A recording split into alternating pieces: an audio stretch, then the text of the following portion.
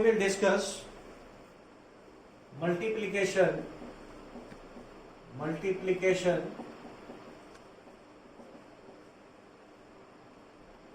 of matrices.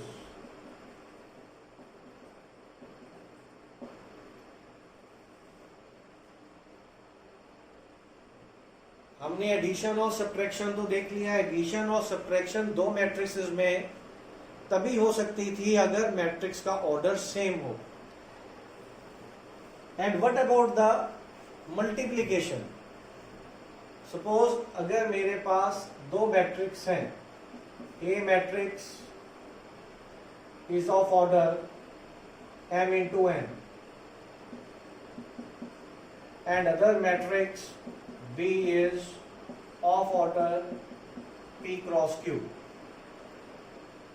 So that means एक हमने matrix लिया A, उसका ऑर्डर है m cross n, that is m is number of rows and n is number of columns. और दूसरा matrix हमने लिया B, उसमें उसका ऑर्डर है p cross q, that is p is number of rows and q is number of columns. तो what is the basic principle of multiplication between two matrices? तो वो प्रिंसिपल क्या है? A B product A into B is possible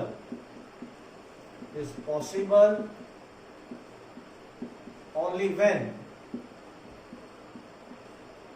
number of columns of A is equal to number of rows of B. जो भी आप matrix पहले लिख रहे हैं, सपोज A आप पहले लिख रहे हैं तो A becomes the first matrix, B आप बाद में लिख रहे हैं तो B becomes the second matrix. तो जो भी आप पहले मैट्रिक्स लिखेंगे दैट इज उसका आपने कॉलम्स लेना है, that is column of the first matrix that is A should be equal to rows of the second matrix. तो अगर ये इक्वल होंगे तभी मल्टीप्लिकेशन पॉसिबल नहीं है.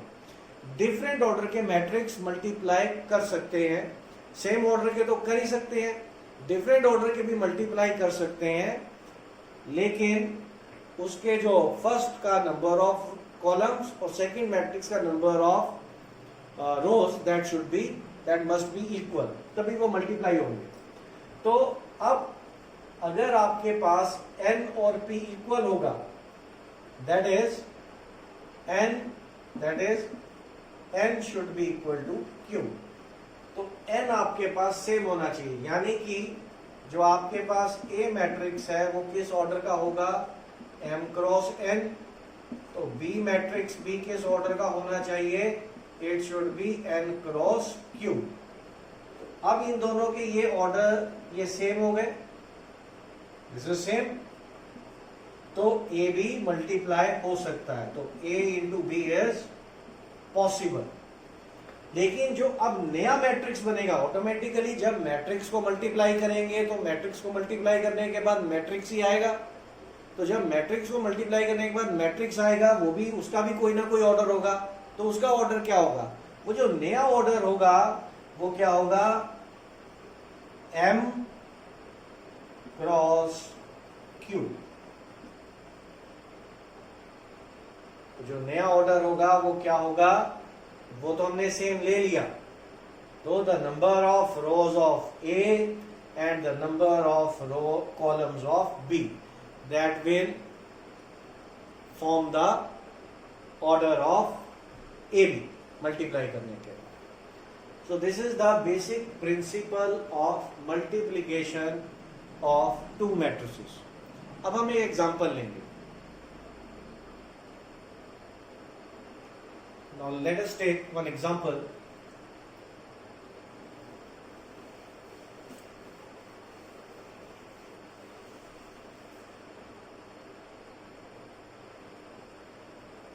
मेरे पास एक मैट्रिक्स है, if A is equal to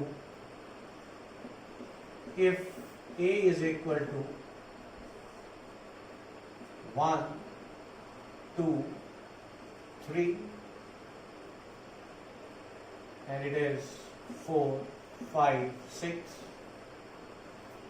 and I have a matrix, another matrix B. It is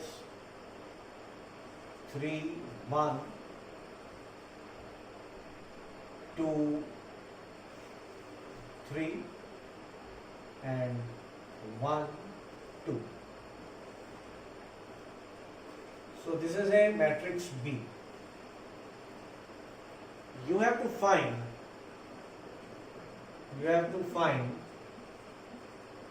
AB. हमें AB फाइंड आउट करना है. We have to find AB.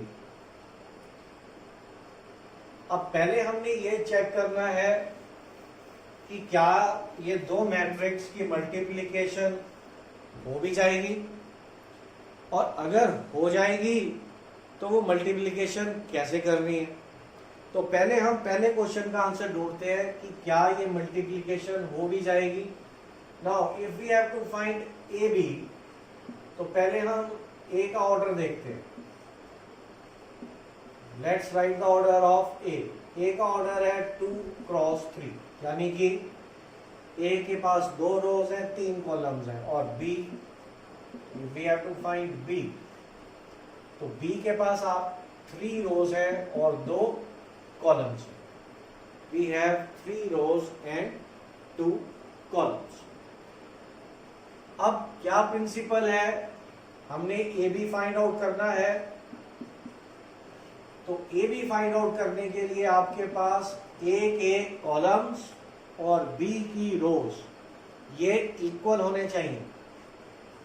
तो क्या ये इक्वल है? Yes, they are equal.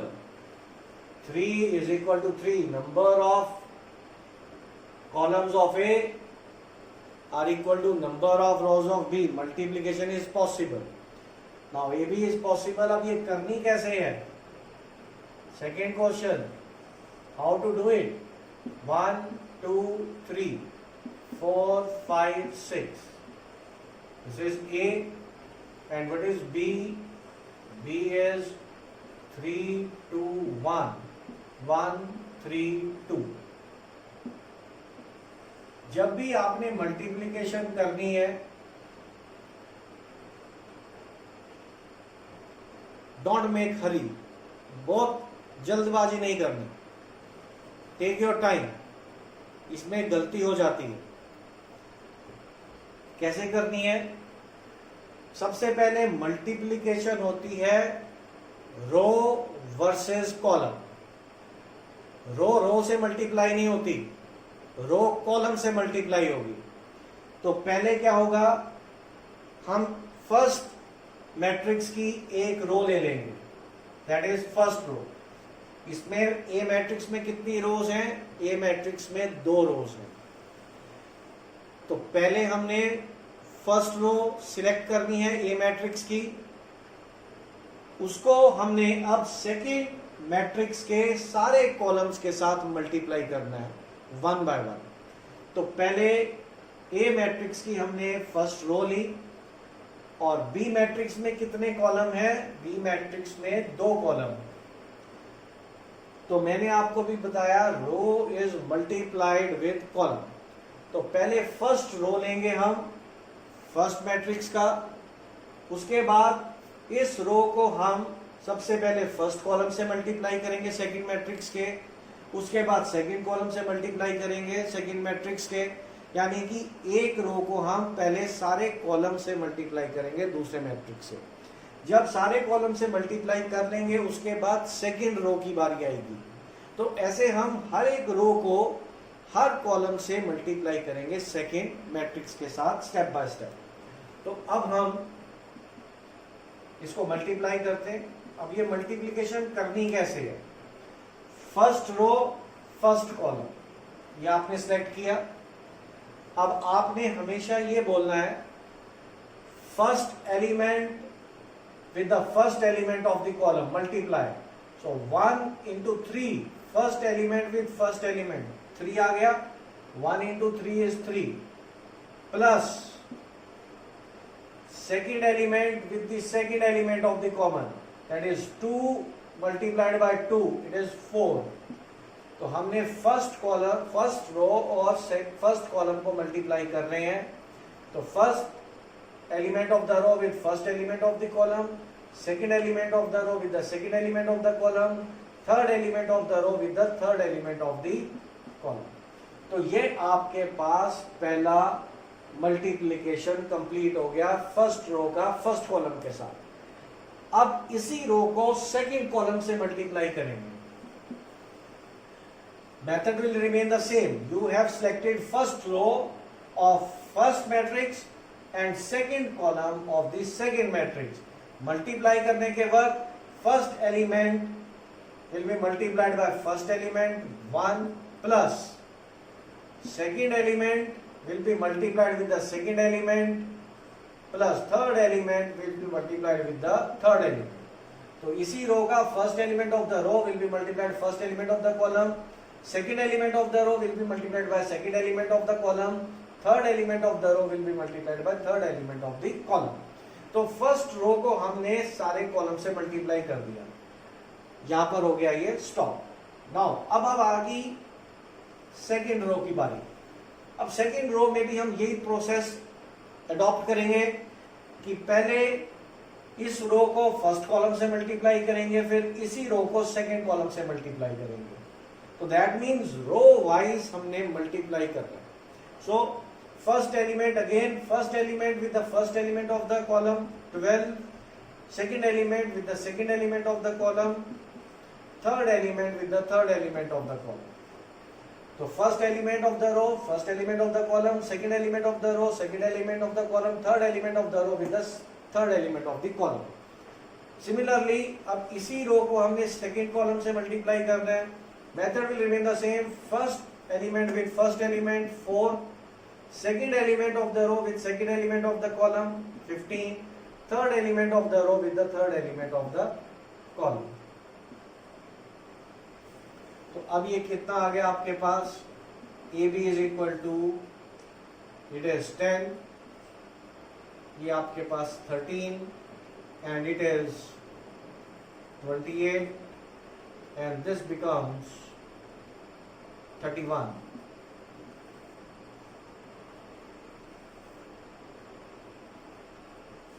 So 10, 13, 28 and 31. This is AB।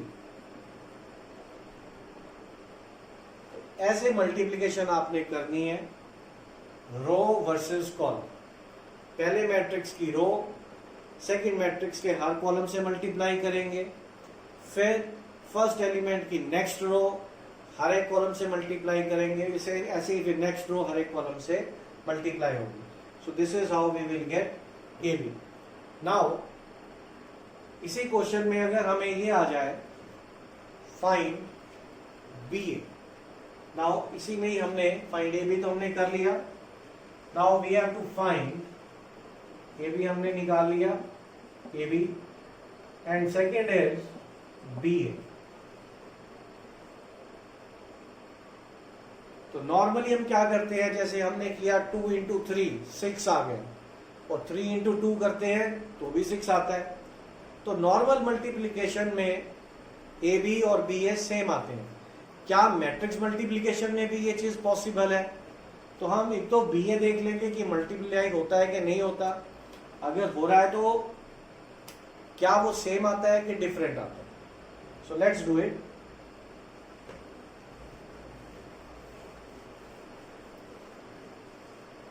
पहले तो हम ये देखना है कि आप BA पॉसिबल है। So what is BA? First we write B का ऑर्डर कितना है आपके पास? That is 3 cross 2 and A का ऑर्डर है आपके पास 2 cross 3।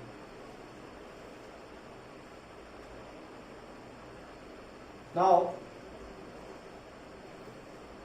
Number of columns of first is equal to number of rows of second।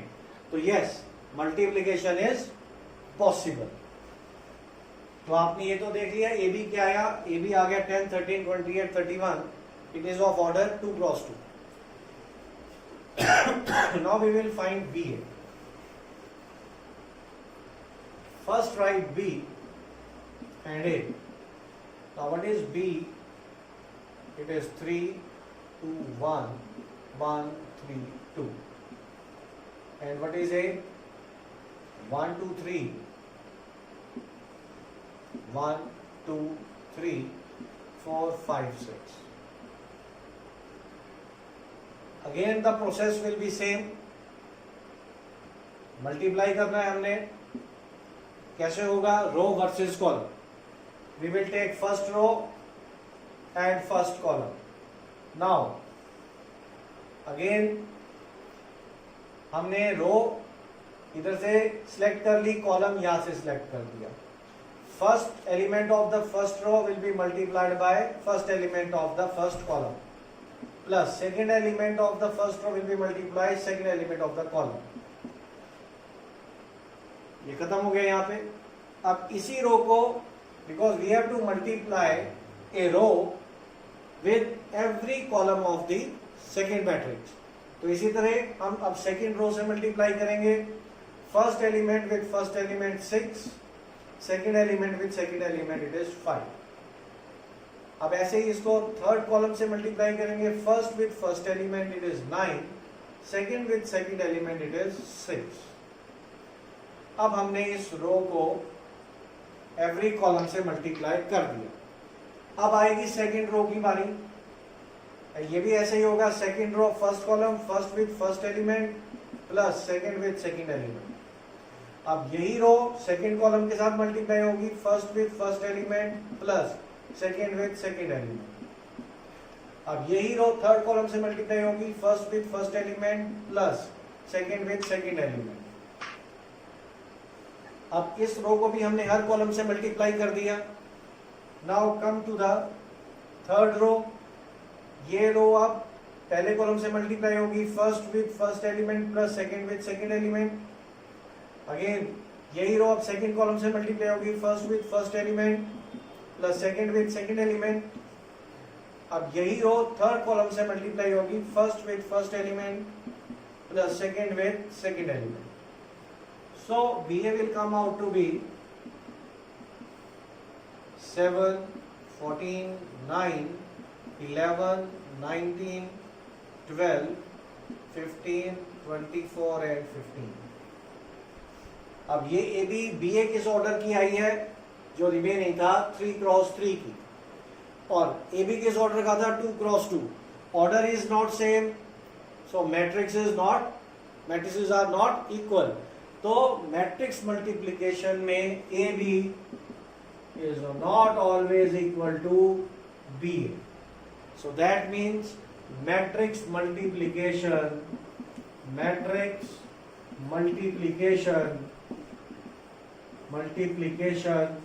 Is not commutative.